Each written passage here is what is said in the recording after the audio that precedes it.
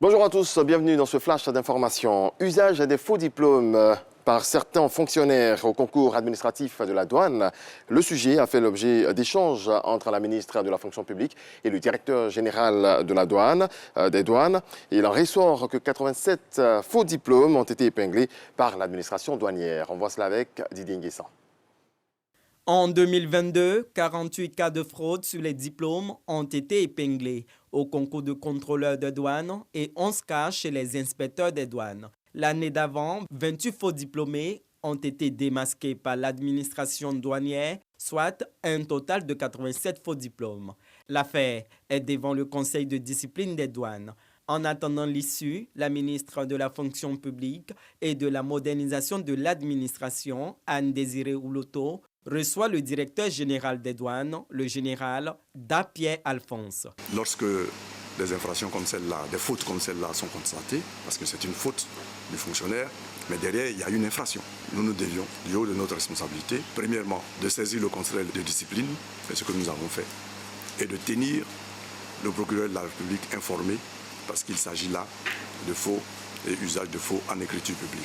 Les contrevenants à la loi s'exposent à des sanctions administratives et pénales. La sanction disciplinaire peut aller jusqu'à la révocation du fonctionnaire. Ce qui concerne le volet pénal, l'affaire instruite peut exposer ces contrevenants ou les personnes s'étant adonnées à ces pratiques à des peines d'emprisonnement qui peuvent aller de 6 mois à 3 ans et des peines, des amendes qui vont de 50 000 à 500 000. Dès l'instant où cette admission, où ce droit a été acquis sur la base du faux, il ne peut en aucun cas être protégé à un moment donné.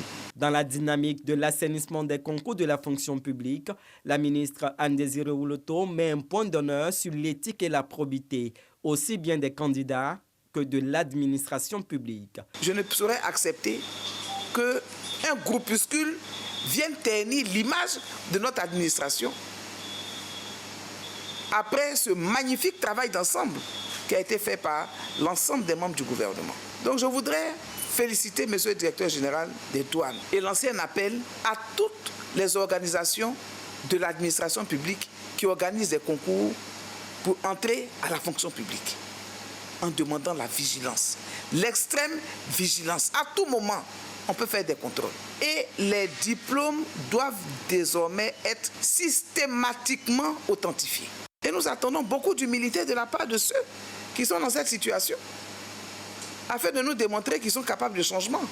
Mais autrement, ils vont s'exposer aux peines les plus lourdes. La ministre de la fonction publique invite les usagers à dénoncer la fraude au numéro vert de la fonction publique 1364 et du Spacia 1345. En bref, une image, la restructuration des quartiers précaires d'Abidjan va rentrer dans sa phase active avec le démarrage du processus de profilage de ces quartiers spontanés. Les acteurs se sont réunis mardi à Abidjan afin de s'accorder sur les actions à mener, notamment la cartographie, l'inventaire, les catégories ou encore le profil socio-économique des ménages dans ces quartiers.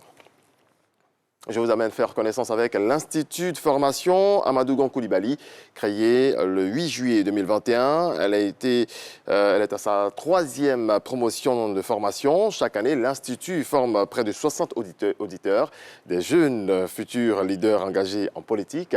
Ce mardi, une conférence de presse a été organisée au sein de l'Institut aux 2 plateaux pour donner les grandes orientations sur la 4e promotion. Sidonie Davila nous en parle.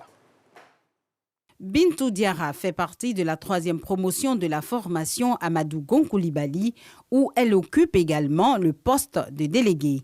Elle et ses camarades sont pleinement satisfaits de l'expérience à l'Institut. La formation m'a apporté une plus-value dans la mesure où je souhaite vivement m'intéresser à la politique. Parce que nous avons pu comprendre ce que c'est que la politique, comment nous pouvons vraiment faire porter notre voix, sans passer par la violence, bien sûr, parce qu'ici, on nous forme pour que nous puissions défendre nos convictions réellement. Cette formation-là, vraiment, elle a été enrichissante, dans la mesure où c'est des formateurs de qualité que nous avons vus ici. Ça aura forcément un impact positif parce qu'aujourd'hui, pour mieux servir ses convictions, il faut se former. Et aujourd'hui, avec l'Institut, je pense qu'une lucarne est toute trouvée pour arriver à nos fins. L'Institut de formation Amadou Gon Coulibaly vient de clore la formation de sa 3e promotion et entame dès ce 15 mai le recrutement pour la 4e promotion. 18-35 ans, avoir un niveau minimum Bac plus 2 et nous souhaitons avoir des jeunes qui sont soit engagés dans des groupements ou partis politiques ou dans des mouvements de la société civile, ceux qui ont un projet dans ce sens. Depuis sa création, l'Institut a formé plus de 200 jeunes issus de différentes sensibilités politiques. Dans le reste de l'actualité, Vladimir Poutine est arrivé ce jeudi en Chine pour une visite de 2 jours pendant laquelle il doit rencontrer son homologue Xi Jinping et tenter d'obtenir un soutien plus appuyé à son effort de guerre contre l'Ukraine. Selon des images diffusées à la télévision russe, le chef du Kremlin a été accueilli à Pékin à la descente de son avion par des officiels chinois et une garde d'honneur. Il s'agit du premier voyage à l'étranger de Vladimir Poutine depuis sa réélection en mars et son 2e en Chine en un peu plus de 6 mois. Merci à vous tous de nous avoir suivis. On se retrouve à 7h. Merci beaucoup à Régis Kofi. Bonjour. Bonjour Angeval. Ça va bien? Très bien. Ok, mais question, tes diplômes sont authentifiés, hein? Les diplômes, les miens? Oui. Et oui, ça, ce sont des diplômes obtenus véritablement à la sueur du front. Ah, ok. Justement. Parce qu'on l'a vu dans le reportage avec la fonction publique en ce moment, hein, donc... Ben oui, et c'est normal. Faut pas que les gens nous rejoignent quand leurs diplômes ne sont pas authentifiés. Hein. Merci Régis.